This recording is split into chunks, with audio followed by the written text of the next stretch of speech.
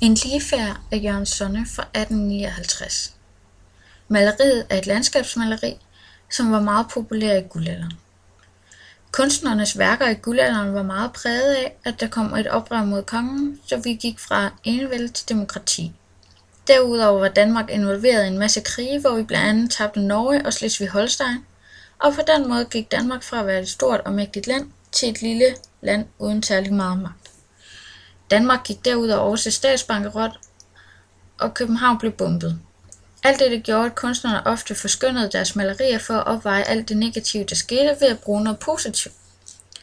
Landmalerier, hvor Danmarks natur fremtræder som noget smukt og noget, vi skulle være stolte af, var ofte populære blandt kunstnerne, da der kom nogle nye opfindelser, som gjorde, at det var muligt for dem at komme ud og male direkte i naturen. Der er anvendt en glat maleteknik med små og præcise penselstrøg, der meget fint markerer overgangene fra objekt til objekt.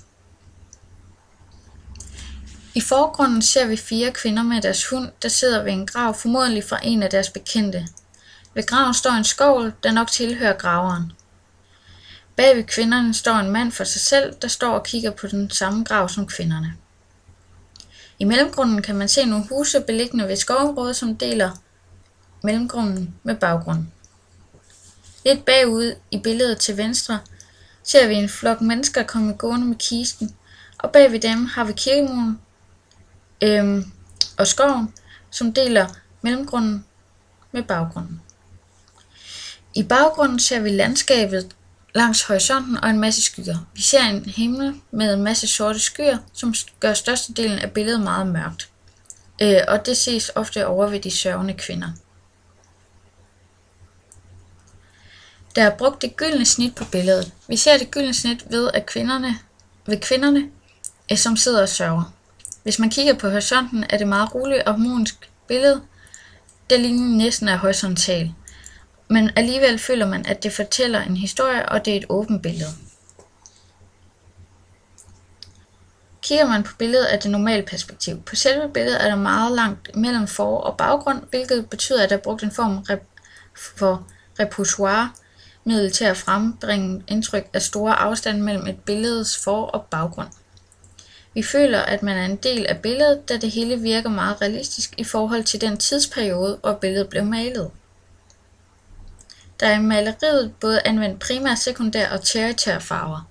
Himlen har den primære farve blå, mens landskabet er mest præget af den sekundære farve grøn, samt nogle tertiære farver som gul, grøn og orange-gul. Lyset deler på en måde billedet op i 2, hvor vi til venstre ser folkene på vej op ad kirkegården med kisten, og hvor man kan se, at lyset skiller billedet et sted op ved graven. Hvor vi på den højre og mere dystre side ser de 4 sørgende kvinder samt soldaten og hunden. Dette giver et indtryk af, at de 4 kvinder, manden og hunden er tydeligt berørte af den tragedie, der er hændt. Maleriet er en fortsættelse på et andet maleri af Jørgen Sonne, kaldt En brudefærd. Soldaten går igen på begge billeder, og vi går ud fra, at han har haft en kærlighedsaffære til den afdøde, men hun giftede sig med en anden, mens han var krig. Dog dukker han stadigvæk op til hendes begravelse, da han muligvis stadig er stærkt forelsket i hende.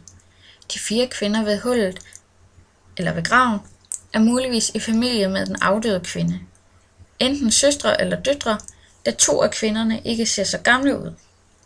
Derudover kan man ane en silhuette bag ved kvinderne og en ved manden. Disse kan måske ved første øjekast ligne spøgelser, men dette kan tolkes på 2 måder. Den oprindelige grund er, at Jørgen Sonne først havde malet soldatens mor på billedet, men syntes ikke, det passede ind og gav en form for ubalance, og derfor malede han hende over igen. Silhuetten ved soldaten er fordi Sonne først havde malet soldaten i en anden position. Hvis man ikke kender til dette, kan man tolke det som om, at den kvindelige silhuette er af den afdøde kvinde, som står og betragter sin egen begravelse. Man kan derfor også tolke, at silhuetten ved soldaten er fordi han aldrig mistede sin kærlighed til kvinden, til trods for at hun giftede sig med en anden, og at en del af hans sjæl forsvinder nu, når hun er død.